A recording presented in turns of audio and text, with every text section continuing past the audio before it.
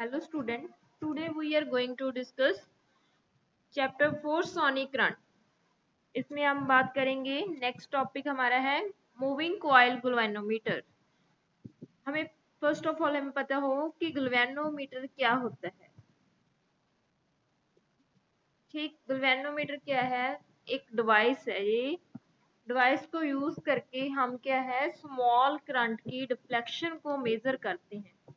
इसमें एक electrical circuit में हम स्मॉल करंट की जो डिफ्लेक्ट होता है करंट जो उसमें पास थ्रू होता है, जो वायर से करंट उससे जो डिफ्लेक्ट होती है हमारी जो रीडिंग आती है हमारे पास जब करंट स्मॉल करंट डिफ्लेक्ट होता है उसे हम बोलते हैं गैल्वेनोमीटर। मीन्स गैल्वेनोमीटर अब स्मॉल स्मॉल करंट बोला इन्होंने, स्मॉल करंट मीन्स हम अम्पियर में नहीं, जैसे 1 अम्पियर 2 अम्पियर में करंट की बात नहीं कर रहे, भी मेजर करेगा। हम बात करेंगे मिली में। मिली अम्पियर को कैसे मेजर करता है, मिली अम्पियर की रीडिंग देगा हमें, स्मॉल से स्मॉल करंट की रीडिंग हमें बताएगा जो रिफ्लेक्ट करेगा current. The moving coil galvanometer was first devised by Kelvin and later on modified by D. Arslanov. It is also known as American type galvanometers. Means क्या है, ये किसकी टाइप है? एक अमेरिकन टाइप ऑफ गैल्वेनोमीटर है जो एक device की तरह काम करता है, एक स्मॉल करंट की डिफ्लेक्शन को शो करता है एक इलेक्ट्रिकल सर्किट में विथ सूटेबल मॉडिफिकेशन। जब हम इनको मॉडिफिकेशन, अब हमें मॉडिफिकेशन गैल्वेनोमीटर की मॉडिफिकेशन क्या है, इनमें एक पार्ट की बात करेंगे मूविंग कॉइल गैल्वेनोमीटर। किसकी बात करेंगे? मूविंग कॉइल गैल्वेनोमीटर की हम बात करेंगे। Can be use to the measure current and potential difference. ठीक, मीन्स क्या है, एक डिवाइस है गैल्वेनोमीटर जिसमें डिफ्लेक्ट होता है स्मॉल करंट, किसमें? एक इलेक्ट्रिकल सर्किट में। उसमें हम क्या उसको मॉडिफिकेशन करके गैल्वेनोमीटर कॉइल को, सिंपल गैल्वेनोमीटर को हमने मॉडिफिकेशन करके हमने एक पार्ट्स देखेंगे उसका, मूविंग कॉइल गैल्वेनोमीटर बारे में डिस्कस करेंगे। उससे हम क्या है electric current and potential difference की मेजरमेंट देखेंगे। Principle, when a current carrying coil is placed in magnetic field इनने, क्या होता है कि एक कंडक्टर कैरिंग कॉइल में जब करंट पास थ्रू होता है तो उसमें मैग्नेटिक फील्ड, कितनी मैग्नेटिक फील्ड लगती है उसमें क्या प्रोड्यूस होगी? हमारी टॉर्क, मेन टॉर्क फोर्स लगेगी। ठीक, इसमें जब मैग्नेटिक फील्ड है गैल्वेनोमीटर कॉइल में जब करंट पास होगा तो उसमें मैग्नेटिक फील्ड होगी और उसमें क्या प्रोड्यूस होगा? टॉर्क।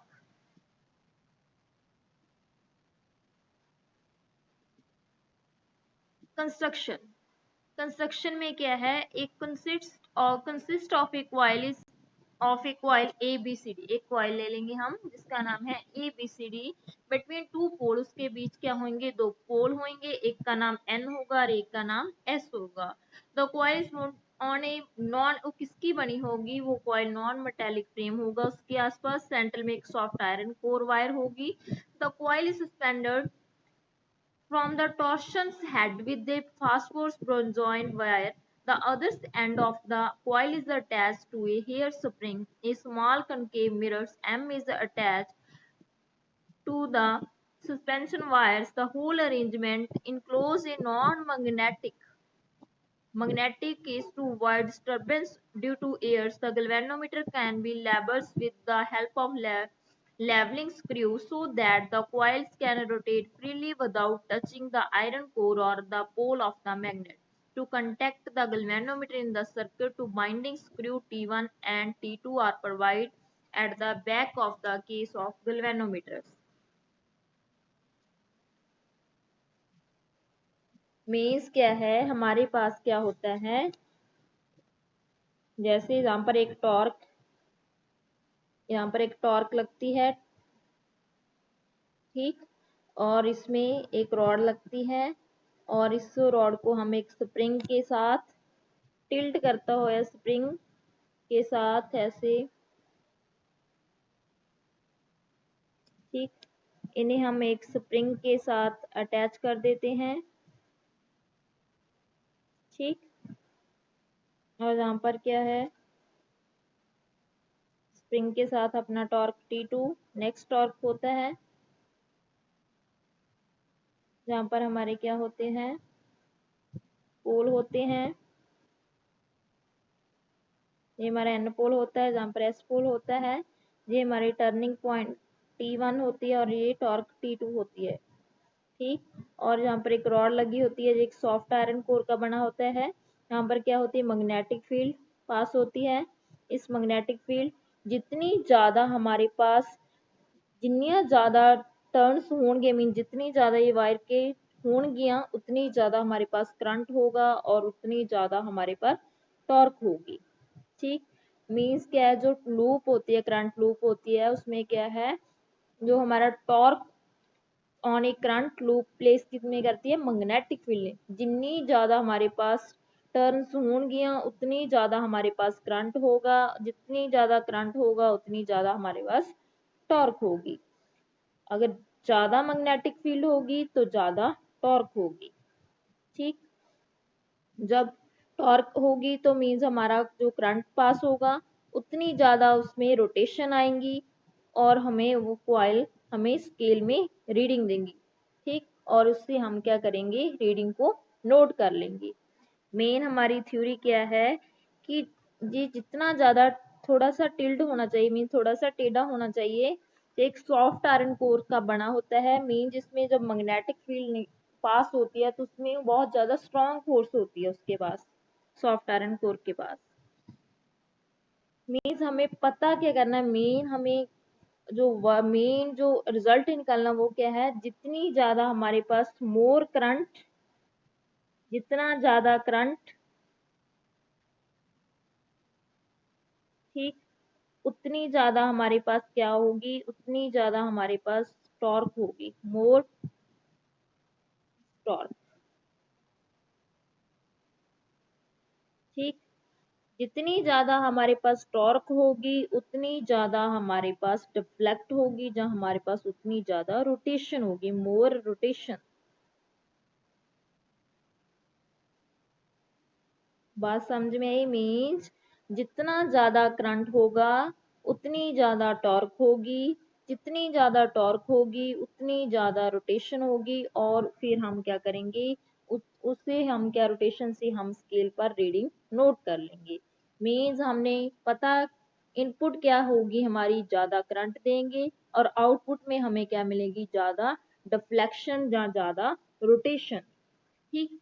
मेन हमारा गैल्वेनोमीटर का काम क्या है कि ज्यादा हमें इनपुट क्या है हमारी, मोर करंट, आउटपुट में हमें क्या मिलना चाहिए, मोर rotation.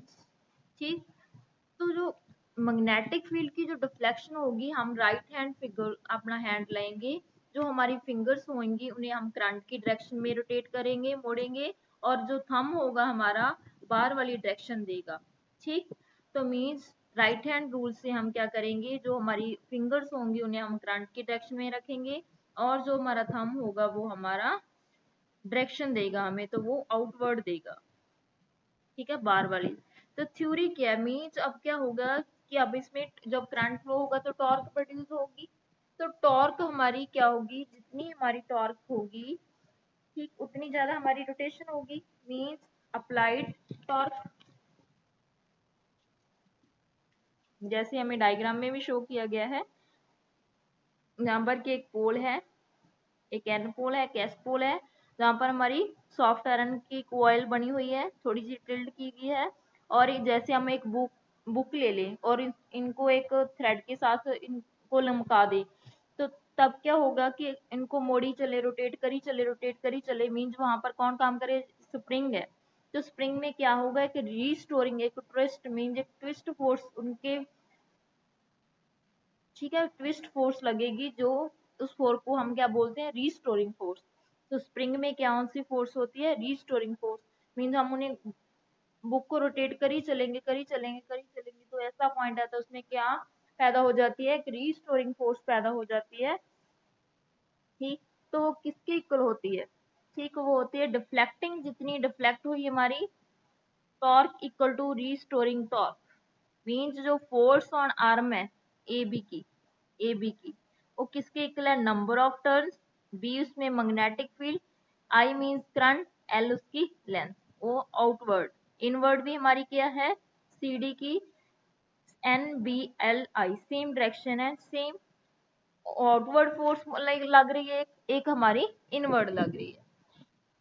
The two forces are equal, opposite, parallel and act different point in shown in figure.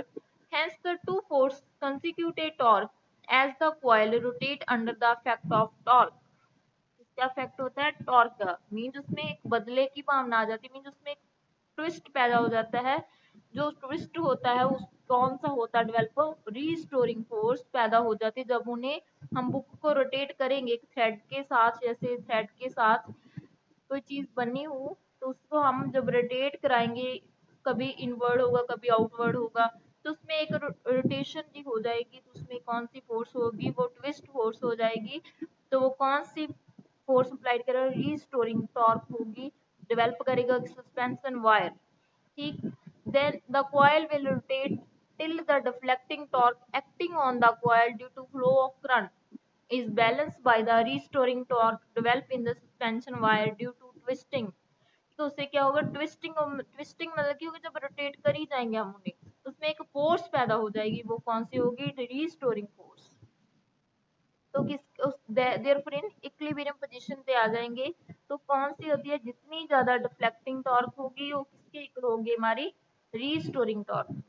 ठीक, suppose that the coils come to rest after rotating through in, इसमें एंगल कौन सा बन रहा है, अल्फा. ठीक, एक जैसे एक बुक है ये, तो जब हम इन्हें रोटेट करेंगे तो इसकी डायरेक्शन कौन सी हो जाएगी, ये ए और बी है, तो यहाँ पर क्या आ जाएगी, बी आ जाएगी, यहाँ पर आ जाएगी ए. तो मीन कोई तो एंगल होगा जिसमें रोटेट किया, तो कौन सा एंगल है, वो angle alpha. The plane of the coil make angle alpha with the direction of the field, the perpendicular distance. जो एरिया फोर्स होती है, मैग्नेटिक फील्ड हमारी क्या होती है, प्लेन में लगती है जैसे, तो जो हमारी एरिया वाली फोर्स होती है वो हमारी आउटवर्ड मीन्स बाहर वाली साइड लगती है. ठीक, तो मीन्स एक दूसरे के क्या होती है, परपेंडिकुलर होती है. Area force and magnetic field एक दूसरे के परपेंडिकुलर होते हैं. Perpendicular distance between force acting on the arm A B and C D. ठीक, एक दूसरे के क्या होती है, परपेंडिकुलर फोर्स एक्ट करते हैं. डी के इक्वल टू किसके इक्वल होगी, डी के, डी के जैसे हमें यहाँ पर दिखाया गया कैसे रोटेट करते हैं हम, हमारा ये क्या है, के ए,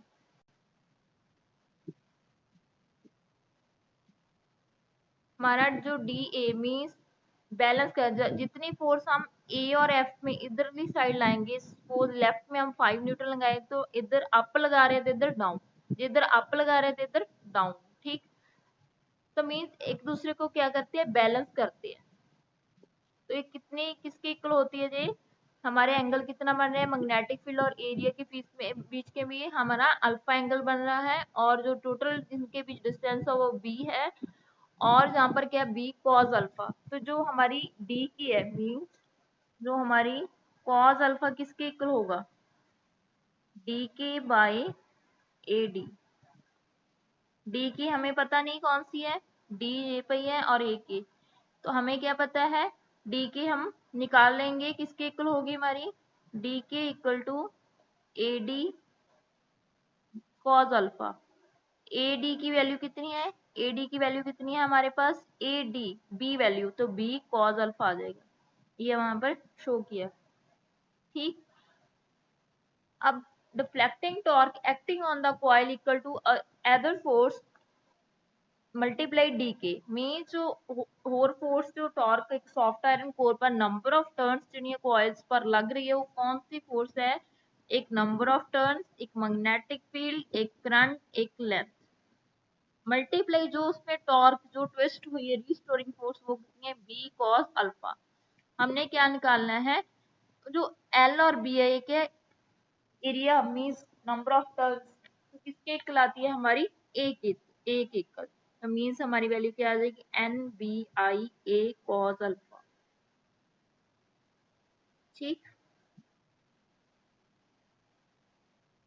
रीस्टोरिंग फोर्स मीन्स हमारी क्या बन जाएगी, किसके इक्वल आ जाएगी, अप्लाइड फोर्स इनटू जो टॉर्क की फोर्स, मींस कितनी आ जाएगी हमारी, N B I A cos alpha किसके इक्वल है, एक कांस्टेंट फोर्स, चाहे सपोज वहां पर 1 है तो यहाँ पर कितनी होगी, डिफ्लेक्टिंग फोर्स कितनी शो करेगी, मतलब डिफ्लेक्ट हमारा 1 रोटेट पर करता है एंगल पर, तो यहाँ पर कितनी होगी, सपोज 2c, जहाँ पर जो फाई है तो वहां पर क्या होगी, 5c।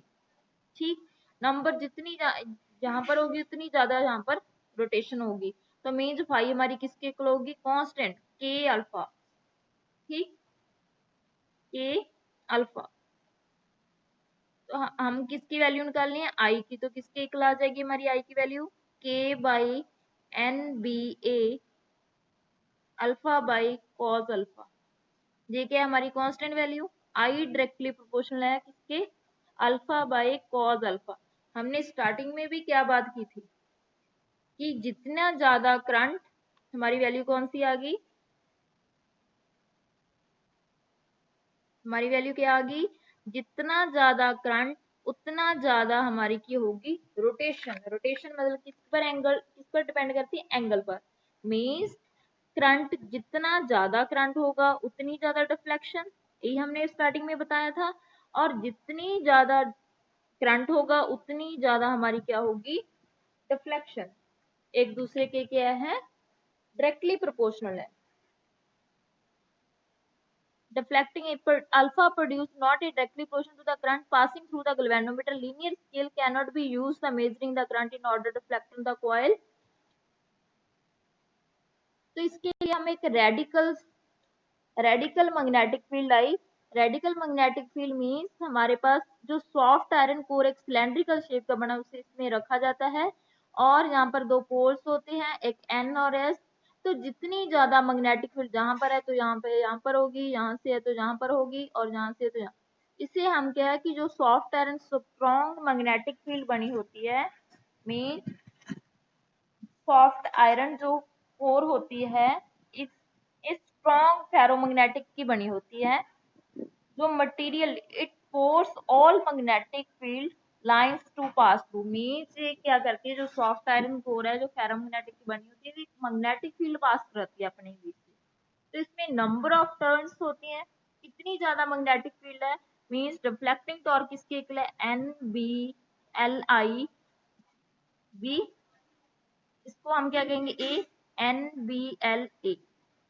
ठीक, तो एक इसके इक्वल थी, जितनी इक्विलिब्रियम में क्या था, जितनी आपको डाउन, तो means I is equal to क्या बन जाएगा हमारा, करंट किसके डायरेक्टली प्रोपोर्शनल हो जाएगा, अल्फा के, मींस इसके डायरेक्टली प्रोपोर्शनल हो जाएगा एंगल में। मींस क्या प्रोड्यूस किया हमने कि जितनी ज्यादा डिफ्लेक्शन प्रोड्यूस होगी, ज्यादा होगी, करंट उतना ही ज्यादा होगा गैल्वेनोमीटर में।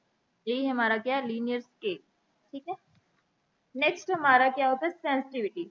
सेंसिटिविटी मीन्स जितना ज्यादा करंट स्मॉल होगा, जितना ज्यादा करंट स्मॉल होगा उतनी ज्यादा हमारी डिफ्लेक्शन शो करेगा।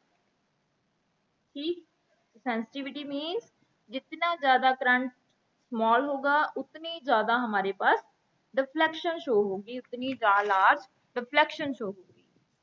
तो सेंसिटिविटी टू टाइप से होती है, फर्स्ट हमारे पास करंट सेंसिटिविटी होती है, सेकंड हमारे पास वोल्टेज सेंसिटिविटी होती है। तो करंट सेंसिटिविटी मींस हम क्या क्या करते हैं, गैल्वेनोमीटर में कुछ ना कुछ मॉडिफाई करते हैं उन्हें, उससे क्या करते हैं, एम मीटर में चेंज करते हैं, करंट की रीडिंग लेते हैं।